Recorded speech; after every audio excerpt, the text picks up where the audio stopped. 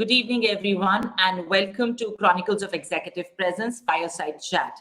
It is indeed a pleasure to welcome Pallavi with us today.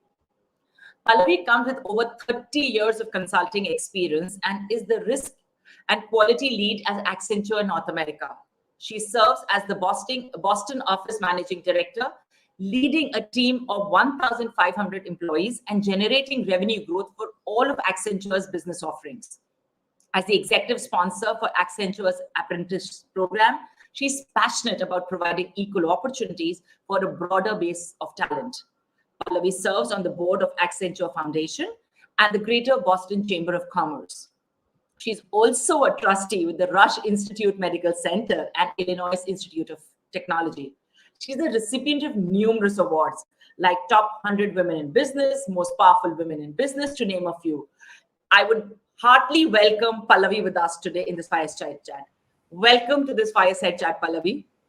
Thank you. Thank you for that lovely welcome. I'm excited to be here. Yeah, I really want to say thank you to you because early morning on a Sunday, being here with us, it is indeed a pleasure to welcome you with us here.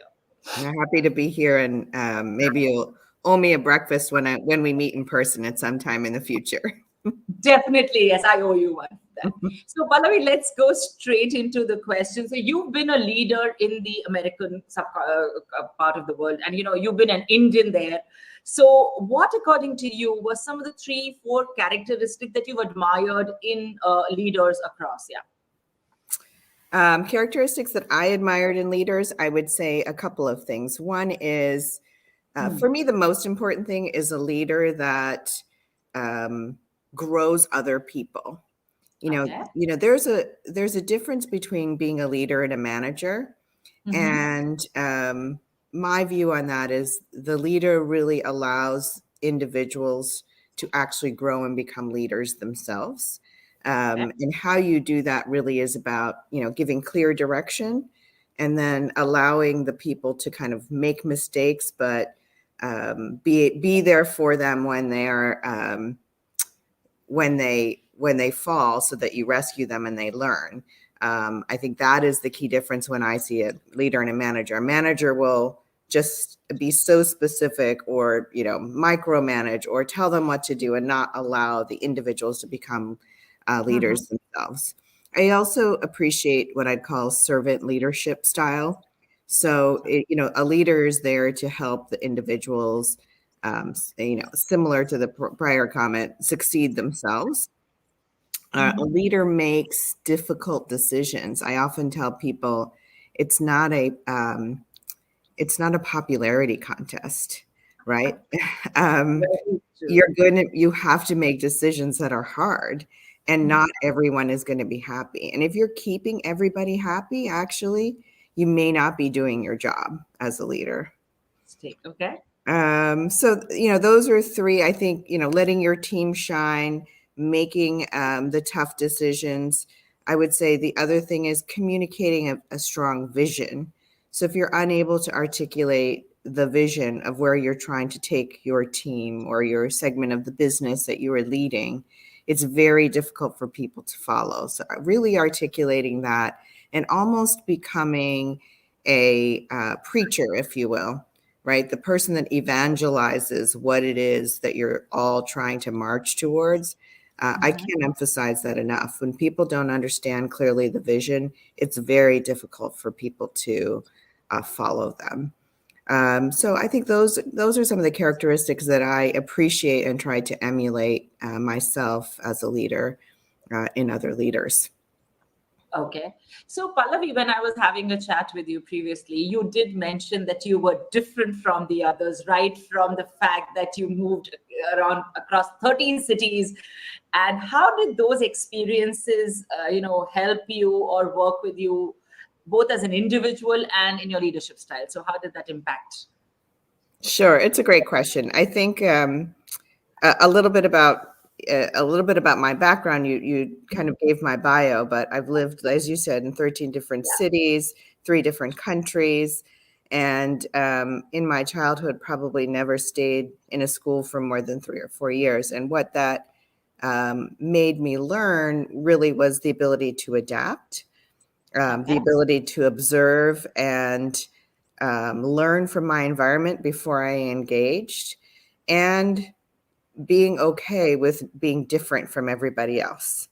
And so those experiences, while they may have felt difficult at the time that I was experiencing them, because I was very different, and that sort of sense of belonging and all that sort of stuff was a challenge, it has actually really enabled me to be a stronger business person and a stronger leader, because I go into situations, I listen and observe before I start to act, which actually helps me.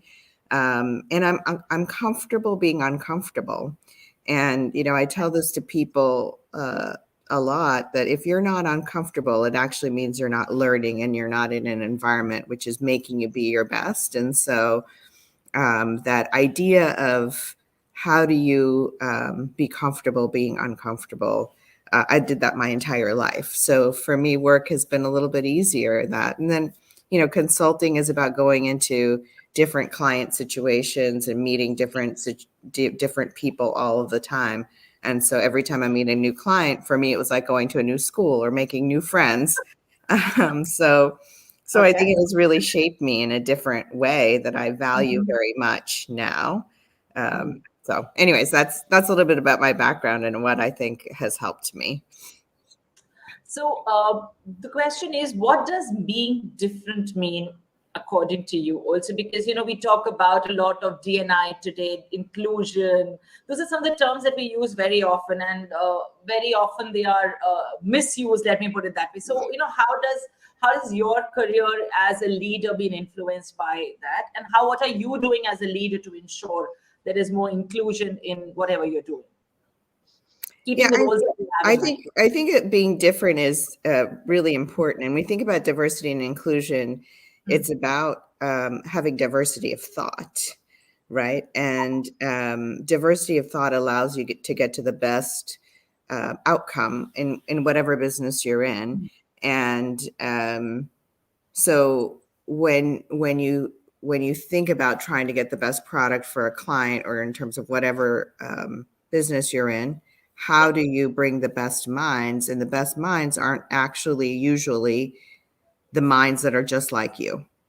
You know, when I started in my company and my job, there were no women leaders, no women partners at the time. And certainly there was very little diversity.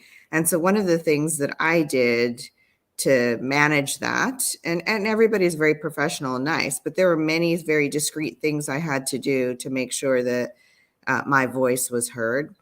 I would always choose somebody that was very different than me as mentors. I would always, when I was building my own team, I would always choose people that were different than me, both from a personality perspective, because I thought, I already have me. I don't need 500 more me's.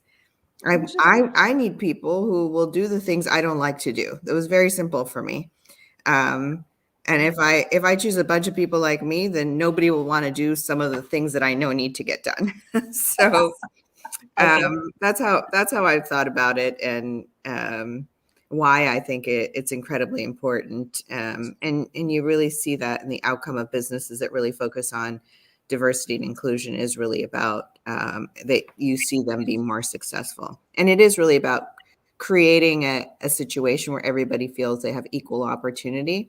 It's not just about diversity for diversity's sake. The inclusion piece is really important in this. You know, they say that the phrase is, you know, diversity is about getting invited to the dance, and inclusion is about actually being asked to dance. Wow, I love that. And I would use it sometime in my training programs going forward, with your permission, of course. So, Pallavi, you said that, you know, it's all about getting opportunities and creating equal opportunities, right? Now, as a leader, you know, when we move up, we do see a lot of times that people feel that though they are good, they're not getting opportunities, or they're not getting the kind of recognition that they want. So what, according to you, are some of the characteristics that actually help in that, what is that executive presence that helps people get those opportunities, is my question for you. How do you get how do people get What is that opportunities? executive How do they presence get that helps recognized? them to get those opportunities? I tell people there's a couple things. First is you need to be good at something. Okay. Yeah, I know that seems fairly obvious, but you have to actually have a strong competency that differentiates you, whatever that may be. And you need to actually think that and be able to articulate it. Second is you need to communicate it. And people need to know what you're good at. If people don't know and you assume that your work will just stand for itself, that's not true. And now how you communicate it is a different thing. Then you need to think about, how do I do that without sounding like I'm bragging? How do I do it in a way that's not annoying? And you have to find ways. I found some tricks in my career that I've used in terms of how to articulate it. One is to set expectations. So I've often done things like, I expect to be promoted this year. And please let me know if you don't see me performing at the level that you believe to support me for that promotion. Awesome. And the reason you do that, right, is because then you get the person in the tent with you. Because at the end of the year, when they have to make that decision, they'll be like, gee, did I give Pallavi any feedback or not? And if I didn't, then I have an obligation to actually support her. That was my fault, right? It was on me. So I think being able to articulate in a way that feels comfortable for you. The other advice I'd give people is people love to give advice. So another way to communicate is to say to somebody, hey, can I buy you a cup of coffee or a tea? Let's have, let's have a conversation. I need your advice. And you sit down and say, listen, I really want to accomplish this. These are the things that I'm doing to get there. Do you agree that that's the right way to go? And then it's a very soft way to articulate what you're looking for with that, and engaging with people and help, that they don't feel like you're demanding it of them, but that they are part of your helping you get to where you want to go. And the last thing I would say, which people don't always do, is your boss needs to like you. Okay, and how do you do that? Right. But, if you think you're smarter than your boss, it's not helpful for you to show that to them. And I think I see this with people. They just like, well, I could do it better than the so-and-so. And like, you may be able to, but it's not helpful for you to show it, because people will feel that. And if a boss is threatened by their employee, that's not helpful for the employee. So how do you make it easier for your boss to like you? How do you make it easier for your boss to make them look good? They will generally help you out too. So those are some of the things I'd say from a how do you succeed. Now, from an overall executive presence standpoint, which is a little bit different part of the question. So one is, how do you communicate and get what you need to get ahead? Sure. That's one piece of it. Another is executive presence. So I'll share with you a story, and I'll talk about like the communication is really important. And there's a difference between listening and speaking. And listening is a really important aspect of executive presence. I found in my life that actually I was able to build relationships with clients in a very different way than my colleagues were, because I was listening to my clients and responding to them versus just getting there and telling them what they should be doing. And so they responded to me in a very different way. But at the same time, you have to then listen and then actually follow through on what you're going to say. I was in my very first negotiation meeting that I had to do when I was younger in my career. And I went into this meeting. I was the only female in the meeting. Everybody else was significantly taller than me. I had all of those things sort of against me. So I had to do a couple things. One is I was nervous. People didn't know that I was the most senior person in the room. And I had to do something I felt uncomfortable with. my team came out of that meeting and said, "Oh my gosh, you were brilliant." And I didn't think I was brilliant. I didn't actually know that much about what I was doing, but when I look back on that story, I think about the reason they thought I was brilliant was because in this negotiation, I was listening before I was talking. And it's so important in a negotiation actually to let the other party talk, because then you know their position before you start speaking. And so they said to me, "You used silence brilliantly." Wow. And I thought to myself, I thought, mostly I was using silence because I was trying to think of what to say, but it was a good learning point for me. And so, silence is actually a great thing because it makes the other party talk. People feel uncomfortable in silence. It allows you to formulate your own position as you're doing it. So that was an interesting way that I thought, people regarded me with that executive presence without me actually realizing I was doing it. So I've learned from that. And then the last thing is, there are times when I go into a situation and automatically the person will think that the other person, the male person next to me, is the more senior person. And then sometimes you have to do a few things, like I'll turn over and say, "Hey, Bill, will you please take notes?" You have to do some things sometimes to establish your authority and leadership as well. So those are some of my stories. Awesome. So, Pallavi, my question to you is, you have worked in a very different environment as compared to the other people we brought in up till now. And like you said, you were different, right? So what is your advice to young leaders? Some of the things that they can do to ensure that, they do go up the career path? Because I think everybody today wants to make it fast and wants to make it quick. So what is your advice to them? Some of the things I was talking about earlier, which is being able to be good at something, being able to articulate it in a way that is akin to your own personality, because I think the most important thing is actually to be authentic.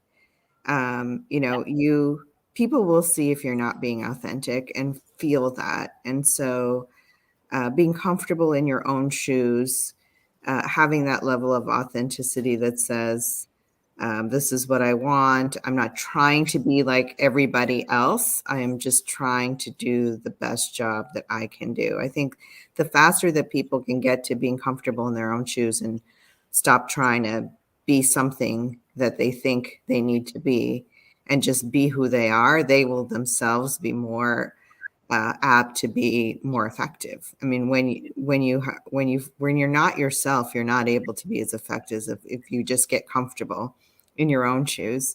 So I'd say that. I'd say I didn't learn early enough in my career to ask for what I want. So the sooner you can start to do that, the better. People don't know what you want unless you say it.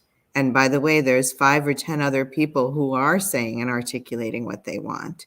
And so a manager or a leader, if you're not saying anything and the 5 other people next to you, even if you're doing a better job, they're going to lean in on the other people because that's the last thing they remember. So I'd say for young leaders is, find that thing that you're good at. Don't try to be like somebody else. Be yourself, and then articulate what you want.